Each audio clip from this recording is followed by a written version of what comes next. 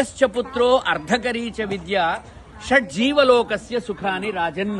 హే రాజా Dhritarashtra, shut జీవలోకస్య సుఖాని, ఈ 6 మాత్రమే జీవలోకంలో సుఖాలు. ఆ 6 ఏమిటి అంటే నెలకు లేదా వారం 15 రోజులకోసారి ఎవ్రీడే జీతం వస్తూ ఉండడం. అర్ధాగమం అంటే డబ్బు రావడం అనేటువంటిది మొదటి సుఖం. రెండవ సుఖం నిత్యం అరోగితాచ, ఏ రోగం లేకుండా జీవితం గడవడం రెండవ సుఖం. మూడవ సుఖం ప్రియాచ భార్య, అందమైనటువంటి భార్య అంటే అందంగా మాట్లాడే భార్య లభించడం. ప్రియవాదిన్యస్య, ఇంట్లో ఆడవాళ్ళందరి చేత గౌరవింపబడేటువంటి జీవితం లభించడం నాలుగవ సుఖం. ఐదవ సుఖం వస్యశ్చ పుత్ర, మాట వినే కొడుకు కలగడం ఐదవ సుఖం.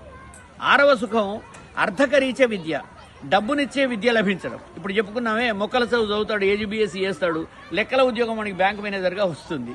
వాడికి పాపం ప్రమోషన్ రావాలంటే చాలా కష్టపడాలి, డిపార్ట్మెంటల్ ఎగ్జామ్స్ రాస్తూ కష్టపడుతూ ఉంటారు. కాబట్టి చదువుకున్న చదువే డబ్బు ఇవ్వడం అనేటువంటిది ఆరవ సుఖం, అర్థకరీచ విద్య. ఈ 6 సుఖాలు కూడా నీకు లేవురా ఈ భూమి మీద అని అన్నయ్యతోటి ధృతరాష్ట్రంతో విదురుడు చెప్పిన మాట ఇది.